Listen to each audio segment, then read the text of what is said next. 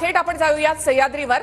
सुरेश धस मुख्यमंत्री फडणवीसांच्या भेटीसाठी दाखल झाले, तसंच आमदार संदीप क्षीरसागर हे देखील सह्याद्रीवर फडणवीसांच्या भेटीसाठी दाखल झाले आहेत। थेट आपण सह्याद्रीच्या बाहेर जाऊयात, आमचे प्रतिनिधी विनायक डावरुंग यांच्याकडे। विनायक, क्षीरसागर आणि धस आज मुख्यमंत्री देवेंद्र फडणवीसांची भेट घेत आहेत। निखिला बरोबर आहे। आपण जर पाहिलं तर सुरेश धस भाजपचे आमदार आहेत, तर संदीप क्षीरसागर शरद पवार यांच्या राष्ट्रवादीचे आमदार आहेत। या दोघांनी सुद्धा हा मुद्दा जो आहे तो गेली 10-12 दिवस लावून धरला होता आणि आता थेट दोघेही मुख्यमंत्र्यांच्या भेटीसाठी दाखल झाले आपल्याला पाहायला मिळतं। सह्याद्री अतिथीगृहात मुख्यमंत्री या ठिकाणी बैठका विविध घेतात आणि त्याच ठिकाणी सुरेश धस आणि संदीप क्षीरसागर जे आहे ते दाखल झालेले आहेत। एकीकडे आपण जर पाहिलं तर वाल्मिक कराड शरण जो आहे तो सीआयडीला आलेला आहे आणि दुसरीकडे हे दोन आमदार जे आहेत ते मुख्यमंत्र्यांच्या भेटीसाठी या ठिकाणी आलेले आपल्याला पाहायला मिळतं। त्यामुळे या दोघांकडून आता पुन्हा काही वेगळी मागणी केली जाते का मुख्यमंत्र्यांकडे हे बघावं लागणार आहे। कारण वाल्मिक कराड असं म्हणतोय की हत्येशी माझा कुठलाही संबंध नाही, खंडणीचा जो गुन्हा दाखल करण्यात आलेला आहे तो सुद्धा खोटा आहे असं त्याचं म्हणणं आहे। त्यामुळे आता या दोघांकडून नेमकी वेगळी मागणी जी आहे ती काय केली जाते का, कारण त्याला खऱ्या अर्थानं याचा जो सूत्रधार जो आहे या सगळ्या प्रकरणाचा तो वाल्मिक कराड आहे अशी या दोन्ही आमदारांची, सुरेश धस असेल किंवा संदीप क्षीरसागर असेल, यांचं म्हणणं आहे। त्यामुळे त्याला कुठेतरी अटक झाली पाहिजे, त्याच्यावर कठोर कारवाई झाली पाहिजे, ही मागणी काही आता मुख्यमंत्र्यांकडे करतात का हे बघावं लागेल। सुरेश धस गेल्या 10-12 दिवसापासून हा मुद्दा जो आहे तो त्यांनी लावून धरला होता आणि थेट आता मुख्यमंत्र्यांच्या भेटीसाठी सह्याद्री अतिथीगृहात आलेले आपल्याला पाहायला मिळत आहेत। निखिला, नक्कीच। तर वाल्मिक कराड याला पुण्यामध्ये सीआयडी कडून अटक करण्यात आली आहे। वाल्मिक कराडची सध्या सीआयडीचे अप्पर पोलीस महासंचालक प्रशांत बोर्डे हे चौकशी करत आहेत। वाल्मिक कराड शरण आल्यानंतर सीआयडी कडून आता त्याला ऑफिशियल अटक करण्यात आली आहे। तर वाल्मिक कराड हा पुण्यातल्या सीआयडी ऑफिसमध्ये स्वतःच्या गाडीनं दाखल झालेला होता।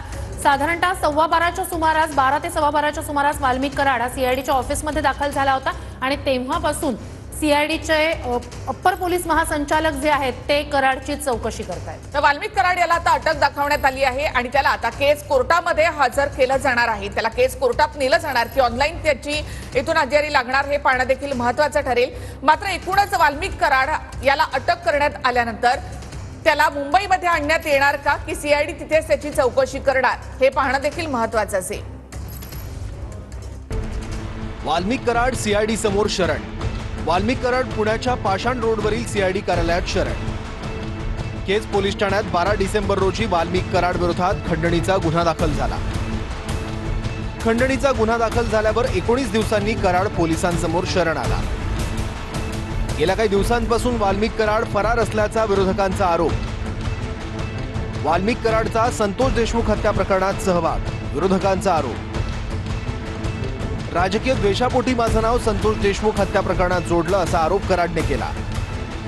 मी जर दोषी आढळलो तर न्यायदेवता देईल ती शिक्षा भोगायला तयार असल्याचं कराडने म्हटलंय।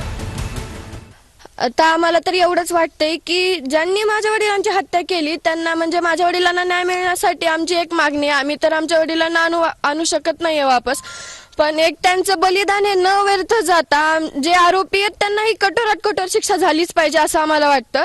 पण जे काही यामध्ये आरोपी असतील, समजा आज ते शरण जातात किंवा ते सुद्धा म्हणले की मी आरोपी असेल तर माझ्यावर तुम्ही कारवाई करा, आमचं सगळ्यांचं एकच मत आहे की या माझ्या वडिलांच्या हत्येमध्ये जे कोणी असेल त्यांना कठोरात कठोर शिक्षाही झालीच पाहिजे। आणि आताची आणखी एक मोठी बातमी, सीआयडी कडे कराडला कोर्टामध्ये हजर करण्याचे 2 पर्याय आहेत। ट्रान्झिट रिमांड घेऊन पुण्यातील कोर्टात हजर केलं जाणार का हा एक पर्याय, आणि केस कोर्टात हजर करायचं का यावर वरिष्ठ निर्णय घेणार। तर सीआयडी कडे कराडला कोर्टामध्ये हजर करण्यासाठी हे 2 पर्याय आहेत। सध्या सीआयडीचे अप्पर पोलीस महासंचालक प्रशांत बोर्डे हे चौकशी करतायत वाल्मिक कराडची। खंडणी प्रकरणामध्ये त्याला अटक करण्यात आली आहे। केस कोर्टामध्ये हजर करायचं का या संदर्भामध्ये वरिष्ठ निर्णय घेतील।